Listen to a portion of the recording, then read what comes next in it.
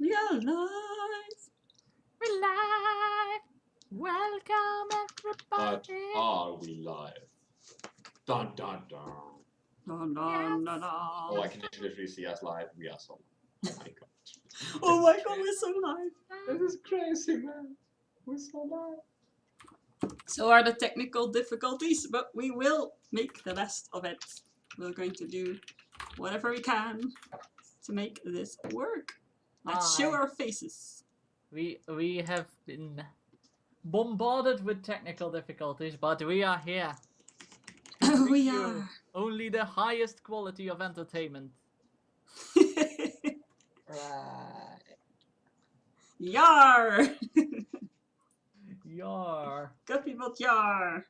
Yar. Okay, I've got everything here. I have so much stuff in front of me, but we're going to make this work. Indeed. For the recap, it's quite long. Yes, it's a lot of information we got on our, bombarded towards us at the end of the last episode when we were all tired and after a long battle. So I took the responsibility upon me to organize this information and make sure that we all know what our characters know. Before Nothing. I start with that though, I need to say that we used a Roll20 to play. You can see it there and on the other page below the DM. And that this map and the sprites we use for our party are made by the player that plays Juhani. That this Over there. book that we're in is made by this book, and the scrolls with our names are made by the one who plays Hakon. And in the breaks, I play the music from Bensound at www.bensound.com, and that's a lot of dice. So yeah, I think that pretty much covers it. Let's get into the nitty gritty of this situation. Indeed, yes. And also remember that my chat is live as well on the on my channel for ideas on the world, because not everything on the world is as of yet determined. As a matter of fact, only a small part of the world is as of yet determined. So yeah, that is something. That is something indeed. I'd say make use of that. We get our character sheet kind of ripped up when we enter the astral chat right now. Yes, the hand Grave of many punishment. gods comes down and crushes your character like a worm. I like worms. Oh. And if it's a Tibetan god, it will be something else, not animal-like. Indeed. Top stats hype. So I can kind of, we were battling. At some point, Mr. Kaza croaked. He died it.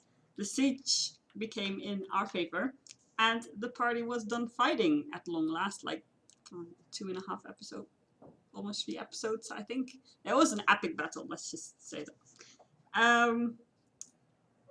Our dear old Roy over there seemed quite affected by Kaza's death, and he acted a bit more peculiar than usual in a rather depressed fashion, but did not share with the party why. Although the party did have their guesses. Melgar saw it fit to haul some bodies inside the town, and then there was the 2 ladies that came to our aid. It took them ages, but they did come to our aid. So we eventually, inside the city, had a conversation with them, and that's when information started happening. So, alright, let's see. I'll try to make it as short as possible, but it's a lot. So their names are Faith and Tessa, and the Tessa one is a paladin from Hakon's and Anna's temple that has, and she has died a long time ago, so it was kind of odd that she was standing there. Faith is a commander from the Order of the Blue Star, which is an order that protects wandering spirits. That's what they claimed, at least. Some of these spirits are revered and are called the Creators. Anna and Hakon know that the Creators are also known as Kalashtar. It is unknown where they come from though, but the Kalashtar are definitely not from this world. They're capable of outbursts of creations, which includes big things like entire pieces of land that is inhabited by flora and fauna. They just kind of like walking, talking, godlike thingies, majiggies. In order to survive in this world, the Kalashtar possess deceased people, which is kind of grim. Also said that despite the power of the Kalashtar, they are unable to create sentient life, so the animals they create have no will of their own, and they cannot create humanoid life forms and give them consciousness. It's all just jumbled, haha. So the Kalashtar don't know very well how to handle the new body once they have taken possession of it, and that leaves them in a confused and fragile state, and I got the impression that that is where the order comes in. Although somehow the Kalashtar that possessed Tessa, the dead paladin, has revived the spirit from Tessa as well by doing so. And Faith believes that the Kalashtar has chosen to do this, and it's a rather unique situation. I think that's one page. The Order of the Blue Star has discovered a new group of Kalashtar that instead of creates, destroys.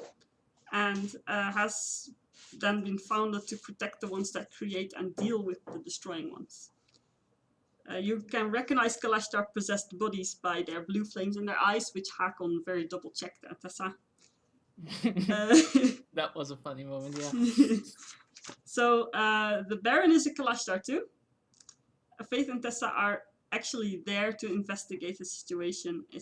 They seem to work together with Uriel, who they send out to look after the Baron, pretty much. Faith believes that there's a possibility that several Kalashtar working together actually managed to create human life. She has heard credible reports on this and needs it investigated, and she has asked our party to do it.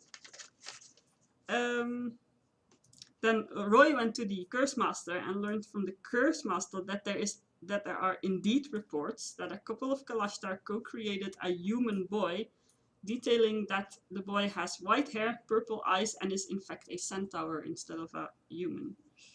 So that is all the Kalashtar info.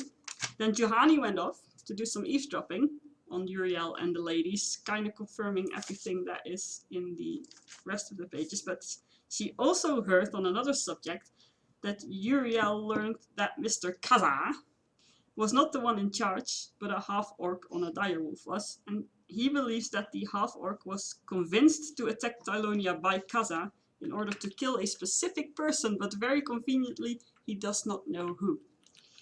Obviously.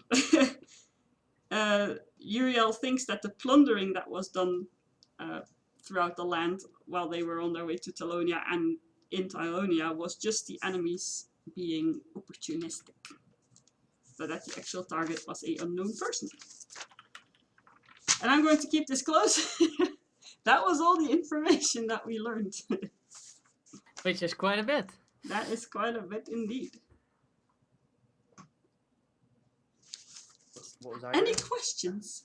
Yeah, what was Hakon doing? Hakon was healing people after the battle, and we assumed that after that he went to sleep because he's been in a epic siege and then spent a lot of time healing people.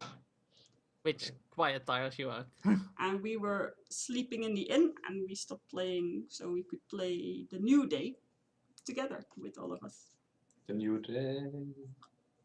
One day more, another day, another history. Hey, Furfake!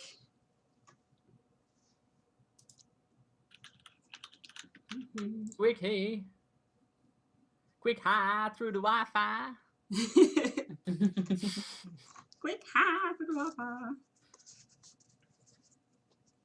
So yeah, we are all asleep. Or yeah, we were all asleep. Morning dawns. Who is a morning person? Ah, Anna's. Malgar is not. Malgar is sound asleep. Yeah. Is anyone a morning person? Yes. The ladies, apparently. The ladies awaken. You decided to sleep in the barracks, so that's where you are, in the sleeping hall of the barracks. As far as I can remember. Seeing as Is that there's alright? just been a Is that- siege, I very diligently start putting my armor back on. Roy wakes up and fiddles with that fire pot. He fiddles with a fire thought. Dangerous Pot. thoughts you have there. Mm. I am the fire's daughter.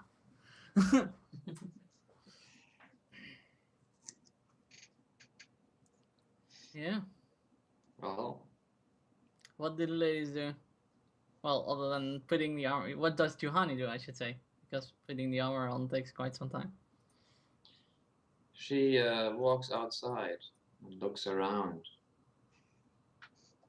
What's the weather like today? A cold breeze, but you know, dry. Or how do you say that? Dry, not dry. There's no rain. Yes, that means it's probably dry. Yes. Yeah, well, I thought dry is in weather language is more like extremely dry. Well, whatever. There's no rain, and there's a light cold breeze.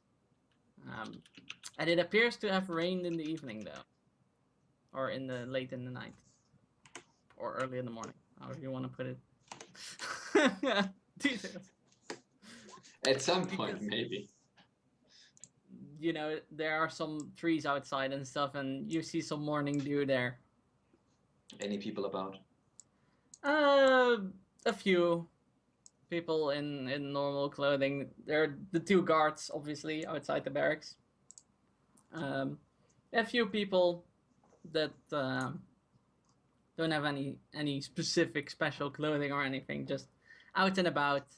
Some dragging carts, goods are being dragged, stuff is being reorganized, you know. Crazy stuff, yeah. Oh my. Because there was a lot of things that had to happen in the evening that had to happen quickly, like we quickly needed, and all the services were needed very quickly. So it's kind of a mess now. So they're like tidying up and then making sure everything is back in order. Is there any indication of food at the barracks? Not at this moment.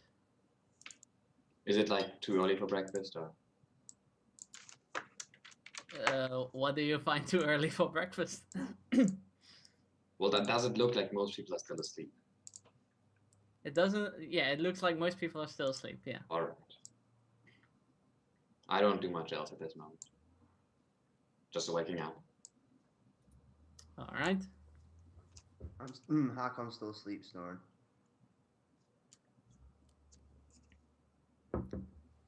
Time advances. Eventually, Anna has got her armor back on. Yeah, eventually. Eventually. I'm kind of messing with the layout here for a bit. We had to improvise because everything stopped working. But I kind of want to put chat up here next to the DM. Join the DM, guys.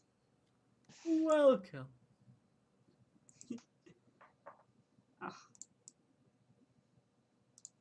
That I'm capturing. Okay, here we go. Chat's next to you now. Give him a wave. Okay, so armor back on. Yeah. Ooh. Like almost 2 hours have passed. Or something. So they're still sleeping, and Johnny walked off. And some having breakfast. Did I catch that right? No, breakfast is now coming in. Ah. Like people are, when your armor is on, like people are bringing in baskets with food and stuff like that, and they're putting it in the barracks. And some soldiers are walking around, or guards or whatever, are walking around and sitting at the table and distributing the food. Melga wakes up and starts following her nose to the food. Yeah, you come in the main hall of the barracks. I didn't know that they had Fruit Loops. But they have what? Fruit Loops. Like Toucan Sam. It's like, follow your nose.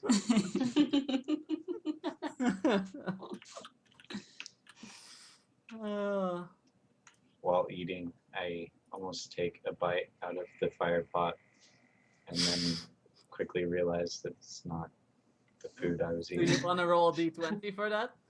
No, No. No. nope, It blows up in your face. Anna goes to have breakfast as well. With Yeah, I like- Hood I like close spicy. by on her shoulder. I like spicy food. The ranger also shows up at the table, sits next to the others, eats. Mm. Maybe not quite that close to Melga. Well, there are plenty of people there now, have gathered, so you know, you can pick a space wherever you want. I do. It doesn't have to be as a party, you know, together. Yeah, there's like, you know, it's all very basic and standard. There's bread, there's cheese. Soldier food. Almost basically about it. Fast forward after breakfast? Well, actually, Anna wanted to ask a question. Then she better do. And she better. She asked, what do you guys think of this whole creator story?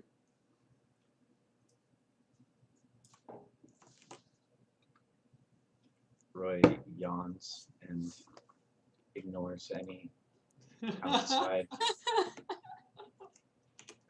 perception. He seems very focused on food and this small fire pot jar. Anna kind of tilts her head. How do you say that? Kind of holds her head sideways and goes like, "Are you alright, Roy?" Roy ignores any outside. I made him say it twice. He's very focused on both eating and fire pot jar. Since he's eating, I'm gonna go with yes. Anna chuckles and looks at Johnny and raises an eyebrow. Johnny shrugs. Yeah, I was waiting for it. I was so close. The raised eyebrow shrug. Juhani says, I don't know. I don't know much about these things. Well, you did hear a lot about these things yesterday. It all does sound a bit suspicious to me. A bit suspicious. You're more mild about it than I am. She smiles.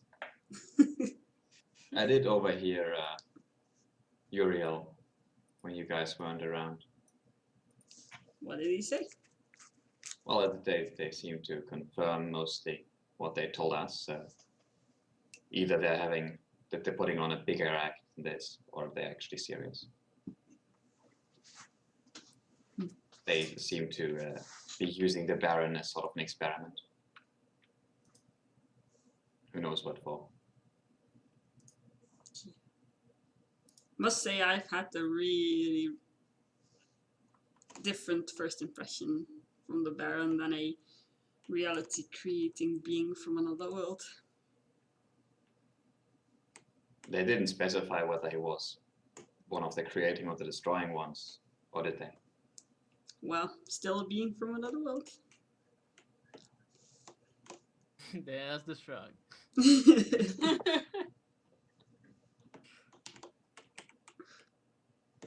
I guess now we I guess we now know why he's so odd. She kind of chuckles and continues eating. Juhani says in a lower voice, there might be more things, but we should maybe talk about them with fewer people present. Yeah. Hakon was still asleep, right? Yep. And I hold some some bread and cheese apart, like to the side. Milk or No sausage sausages. That face. later. There are no sausages. Bread and cheese to the Ah, end. no sausages. Nope. Not My unless you like God. kobold sausage. Nope. While this is all going on, Hacken starts to wake up and put on his armor. Good.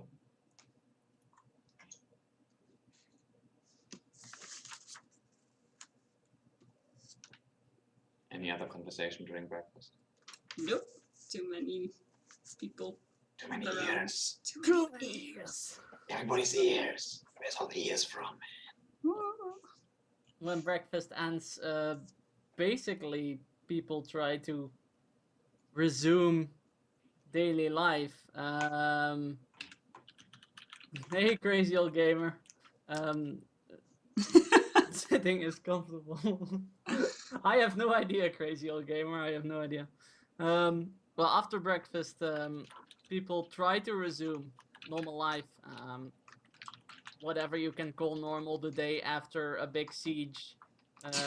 You know, it's a combination of doing your normal thing whilst also making sure that everything is back in order.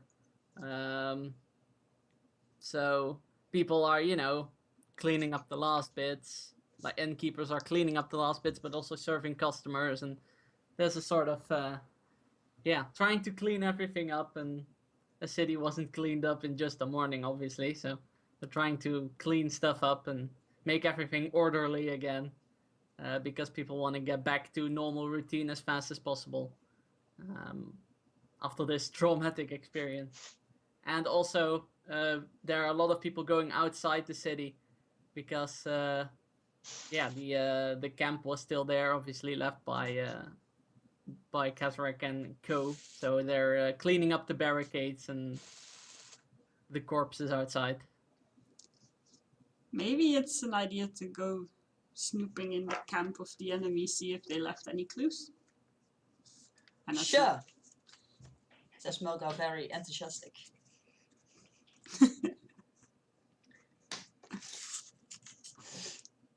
And he stands up, looks at the others. I'll go get Hakon in some breakfast. Yeah, and Hakon's still putting on his armor. Waking up. And I goes to fetch Hakon. I'm not sure how what armor did Hakon wear? Skip. Yeah, scare. How long did that take? Half an hour, I think. I believe so. Half an hour, I believe, yeah. Okay, so Guy. Oh well. She goes to help with the armor if Hakon allows it, and then shots fired. Kapow! There are no Zing! Wood face. All that jazz. I should make it. Okay, wood face. I can do that. So there you go. Yeah. Unless Hakon protests, she helps him with armor. No, And that's all. then hands him a breakfast and says, "We have a hike to make." Ooh, did you save me any breakfast? I can ask. It's okay, crazy old gamer. You make me laugh. It's so good. Yeah, my character's name. My Twitch name is Bookfish. Normally it would be there, but I had to use another screen because of technical difficulties. Let's just say that the programs we're using were not my friend earlier. American. Another shot fired. You're a sharp one, crazy old gamer.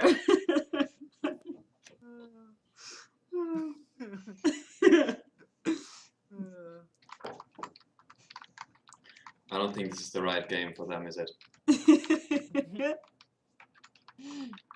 My neighbor over there is more confusing then. Why indeed, King of Nothing? Aww.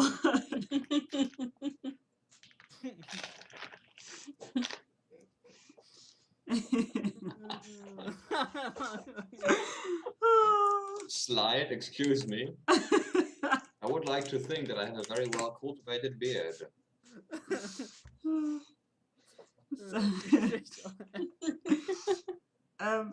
Anna tells Hakon about that we are considering, well no, actually Melgar's very enthusiastic about going to the camp that's left behind by the enemy to look for clues.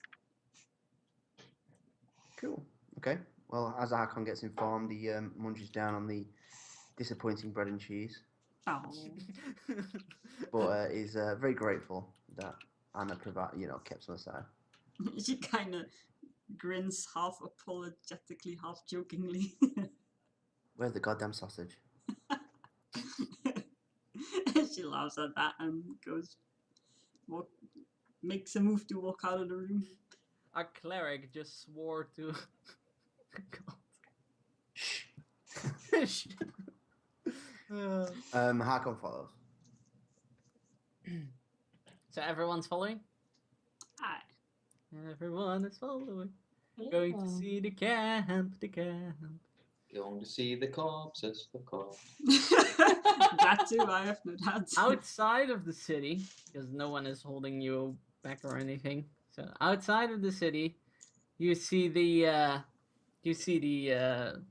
stakes that had to be sort of a makeshift palisade, being taken down by men or by people, and also corpses being dragged by people, and yeah, they're thrown onto carts, and those carts are being taken away, and the tents and everything that they had. Well, they aren't there yet, but some people are like starting with the first tent and like ripping it down, and yeah, it's in the process of disassembling.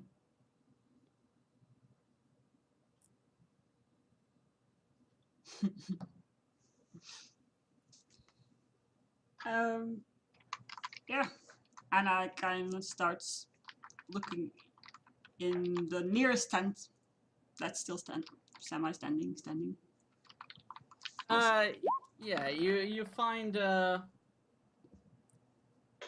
bench, and A bench! a bench, and like a rack for weaponry, but the rack is empty, and a sleeping bag, and that's it. That was number one. And most of the tents, you can see if you walk out and you see across another tent, or someone else of the party while you're inside the tent is looking in another one. Most of the tents follow those that model basically. And there's one large one with a lot of sleeping bags. Is there any kind of tents that kind of are marked out as some kind of leader tent? You know, like, because obviously in encampments, the leaders would kind of generally have their own kind of area that they'd either do the planning or Yeah, away from but the there is common none. riffraff. Okay. There is a table out in the open that's quite large. Basically a table where you would hold, where you would seat actual, councils. So it's a bit more luxurious as other tables, and it's like really large. And but it has no chairs, and it's out in the open. And a map is across there that displays the area of Nevermore, and like a quill, it lies somewhere on the map, and a small jar. Loots on- map jar. Moga loots the map, the jar, and a quill. In the jar is ink. Yes. I don't know how you're gonna store it because there's no visible like thing you put on it, so it's open and there's ink in it. So good luck with that one. In the And, hands? Yeah, Or I maybe beneath my rags somewhere. I'm gonna create and hand Melgar a small